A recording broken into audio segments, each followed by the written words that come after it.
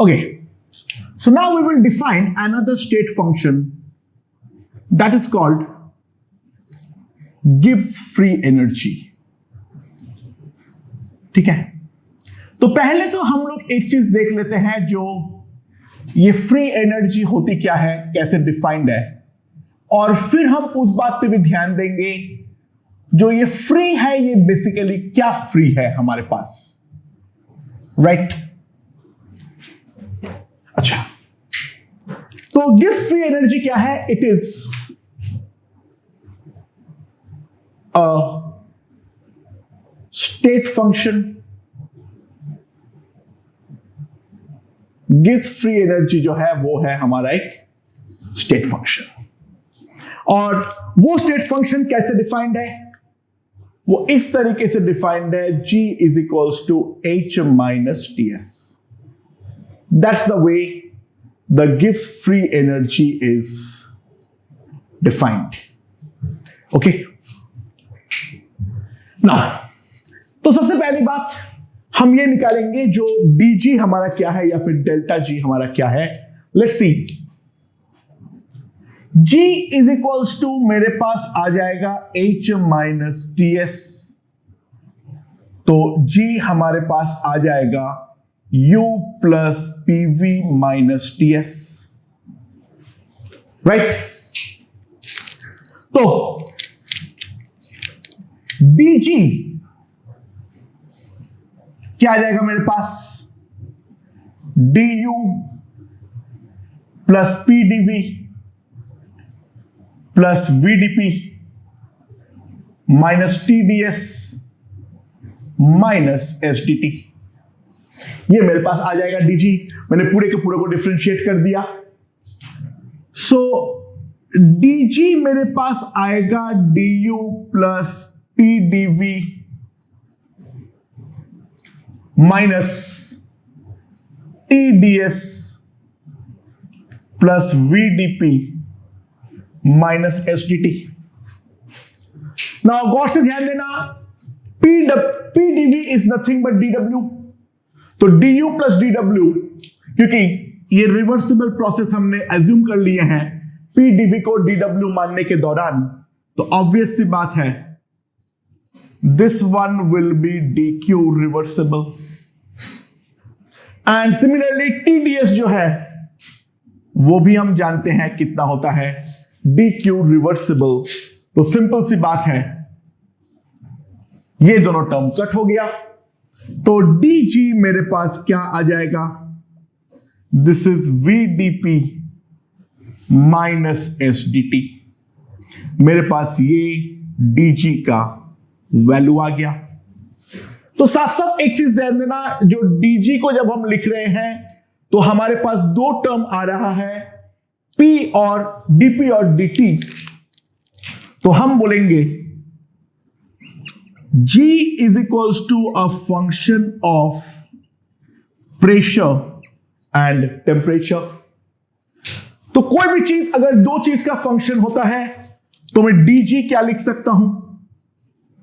Without any loss of generality में लिख सकता हूं dou G by dou P at constant temperature is the partial differentiation, right? Dou G by dou P at constant temperature into dP plus dou G by dou T at constant pressure into dt. तो ये मेरे पास dg आ जाएगा, right? तो comparing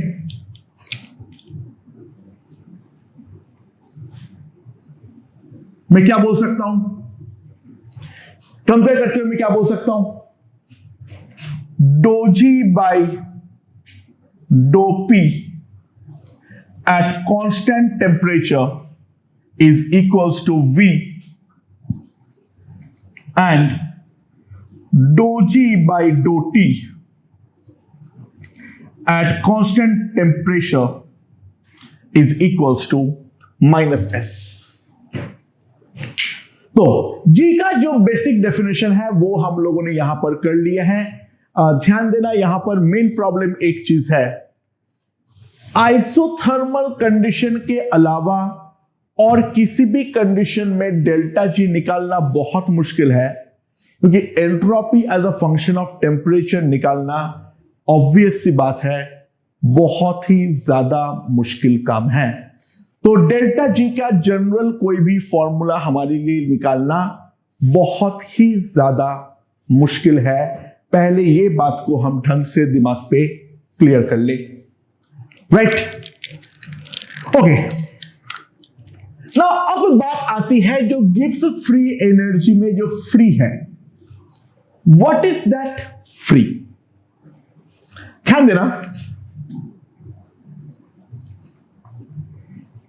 gives free energy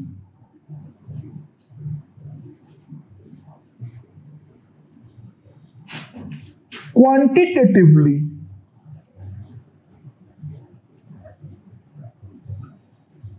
gives the maximum amount of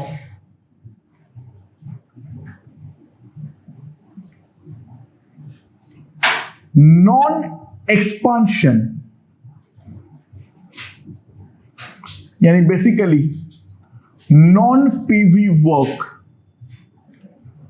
that can be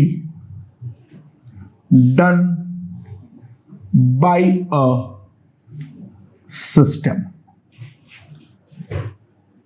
कोई एक system के पास कोई non expansion work करने का एट मैक्सिमम जितनी कैपेसिटी हो सकती है, उस चीज को हम बोलेंगे गिव्स फ्री एनर्जी, राइट?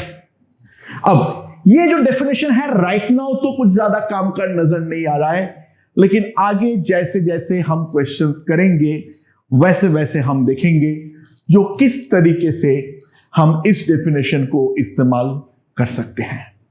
चलो आगे बढ़ने के पहले कुछ काम जल्दी कर लेते हैं। Pressure over a solid,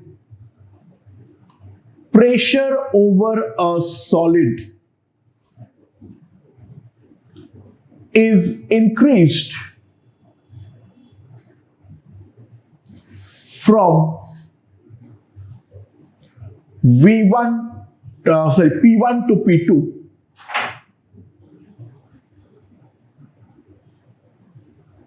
keeping volume constant at V1 से V0 जो भी है। एक सॉलिड के ऊपर मैं प्रेशर को इंक्रीज कर रहा हूं P1 से P2 और उसका जो वॉल्यूम है वो कांस्टेंट रखा जाता है V0 पे, राइट? टेम्परेचर इज जो भी है वो फिक्स्ड है, तो calculate delta G of the process, calculate delta G of the process. तो कैसे निकालेंगे हम लोग? ध्यान दो, डीजी मेरे पास क्या आ जाएगा? VdP minus SdT, but temperature को क्योंकि मैं फिक्स रखा हूं तो ऑब्वियस सी बात है ये वाला टर्म जो है वो मेरा जीरो हो जाएगा। तो dg का जो वैल्यू आएगी that will be equals to VdP। तो delta G will be equals to integral VdP। Now V जो है वो तो मैं कांस्टेंट रखा हूं V0 पे, तो delta G equals to V0 into integral dP। तो डेल्टा जी मेरे पास आ जाएगा V0 integral dP, initial pressure P1 to final pressure P2, that is V0 into P2 minus P1। ये एक इंपॉर्टेंट रिजल्ट है, उस चीज को हम डेफिनेटली याद रखने का ट्राई करें, ठीक है ना? एक दूसरा रिजल्ट है वो हमारा काम का है। n moles of ideal gas is isothermally increased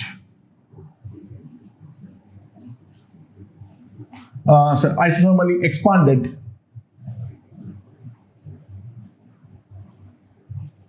from volume V1 to V2. N moles of an isothermal gas is ideal gas is isothermally expanded from volume V1 to volume V2. Calculate delta G of the process. इस process का delta G कितना होने वाला है? So again मैं क्या लिख सकता हूं? dg equals to vdp minus S dt. Process again isothermal है.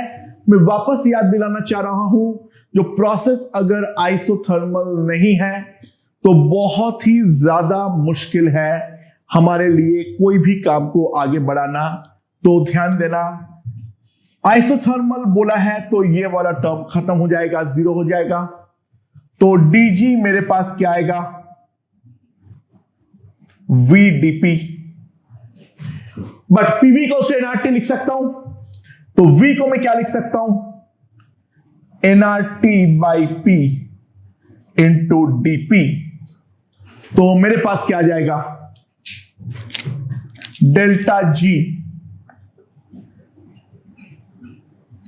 is equals to nRT integral dp by p. Initial pressure P1 to final pressure P2. That will be equals to nRT ln P2 by P1. And क्योंकि isothermal है, P2 by P1 will be V1 by V2. So delta G equals to minus nRT ln V1 upon V2.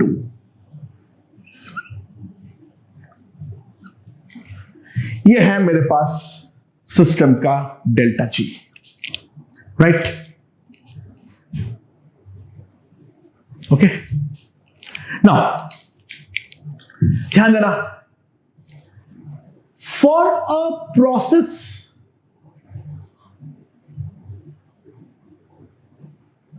to be spontaneous, for a process to be spontaneous, delta G system must be less than 0. कोई भी process तब spontaneous होगा अगर system का जो delta G है वो मेरा लेस देन 0 है. For an equilibrium process, delta G system will come out to be equals to 0. And for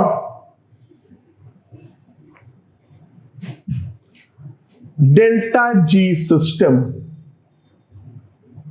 to be greater than 0, the process is non-spontaneous.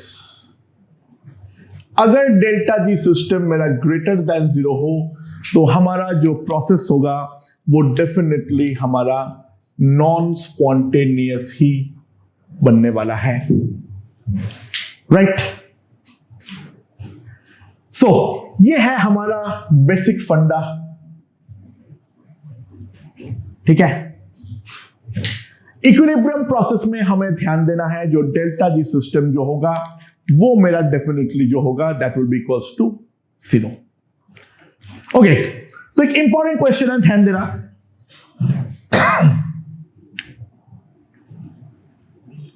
Calculate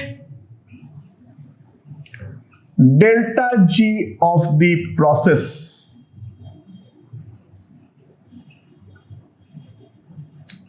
Calculate delta G of the process. क्या है मेरे पास? मेरे पास water है at 100 degree Celsius 1 atm pressure में, और इसको मुझे कन्वर्ट करना है to steam at 100 degree Celsius and 2 atm. सवाल यहां पर यह है, पहले तो हम डेल्टा जी निकालेंगे, और इज द प्रोसेस स्पॉन्टेनियस. अगला सवाल यह बनेगा जो क्या ये प्रोसेस जो है वो हमारा स्पॉन्टेनियस है या नहीं है. ओके, तो किस तरीके से मैं इसको सॉल्व करूंगा उसके बारे में हम थोड़ा ध्यान दें. ठीक है. अच्छा, लॉजिकल आंसर हाँ आना चाहिए या नहीं आना चाहिए, लॉजिकली सोचते हैं. कोई भी सब्सटेंस का मेल्टिंग पॉइंट अगर मैं ऊपर से प्रेशर को बढ़ाता हूं तो वो चीज डेफिनेटली इंक्रीज करती है. तो वो चीज अगर इंक्रीज करती है तो डेफिनेटली ये जो आना चाहिए वो तो डेफिनेटली नॉन स्पॉन्टेनियस आना चाहिए. देखते हैं ये नॉन स्पॉन्टेनियस आ रहा है या फिर नहीं आ रहा है. Okay, let's see. नाउ क्या है मेरे पास, ये मैं इस प्रोसेस को दो पार्ट में तोड़ लेता हूं. Water 100 degree Celsius 1 atm, steam 100 degree Celsius 1 atm, और उसको मैं कन्वर्ट करना चाहूंगा स्टीम 100 डिग्री सेल्सियस 2 atm पर. राइट. ओके, तो सपोज करो ये वाला स्टेप का जो गिव्स फ्री एनर्जी है वो है डेल्टा G1, और ये वाले स्टेप का जो है वो है डेल्टा G2. ये वाले स्टेप का जो है वो है डेल्टा G1 और दूसरे जो है वो कितना है, delta G2. Now delta G1 कितना आएगा, डेल्टा G1 कितना आएगा? ध्यान देना, 1 atm पे और 100 डिग्री सेल्सियस पे स्टीम और वाटर जो है वो आपस में इक्विलिब्रियम में होता है. तो delta G1 is equals to 0 as at 1 atm and 100 degree Celsius, water is in equilibrium with steam. और हर इक्विलिब्रियम प्रोसेस के लिए डेल्टा G जो होता है that is equals to 0. Right. अब यहां पर मुझे उसके बाद क्या है, उसके लिए मैंने एक थ्योरी पढ़ाया था अभी, delta G equals to nRT ln V1 by V2, that is nRT ln P2 by P1. तो ध्यान देना, P2 जो है वो मेरा क्या आना चाहिए, 2 atm, और P1 जो है वो मेरा क्या है, 1 atm. तो delta G2 is equals to nRT ln P2 by P1, that is equals to 100 degree Celsius मतलब 373 केल्विन. तो 373 nR ln 2, that is delta G2. Basically ये क्या रिप्रेजेंट करता है, this is isothermal expansion of gas, expansion of the isothermal process. ये expansion तो नहीं है, ये तो कॉन्ट्रैक्शन है, ये प्रेशर बढ़ाया हूं इन जनरल आइसोथर्मल प्रोसेस के लिए। डेल्टा G2 मेरे पास कितना आ जाएगा 373 NR/ln2। डेल्टा G1 मेरा डेफिनेटली 0 है, तो डेल्टा G जो आएगा मेरे पास that is equals to delta G1 plus delta G2, that is 373 NR/ln2।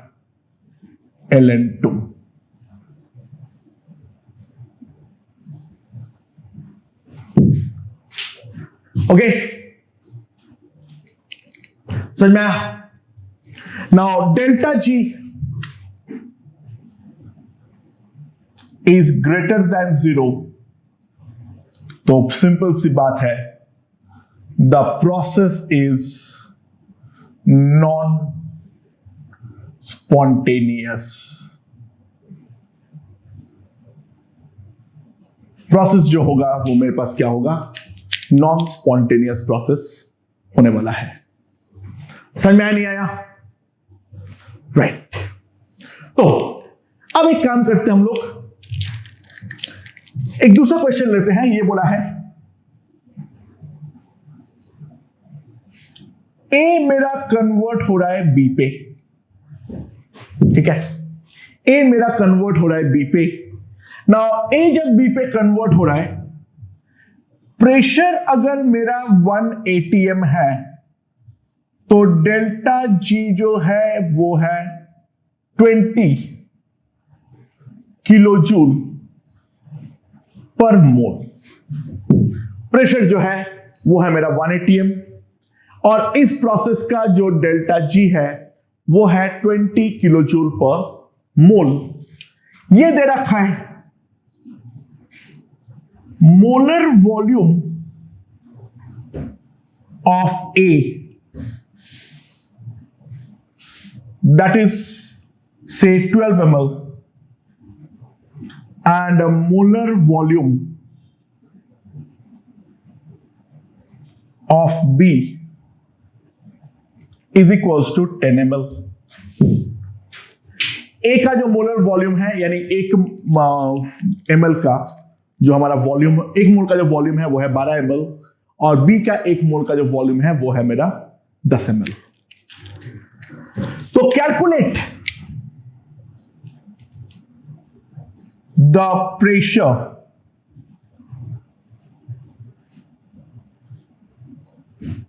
at which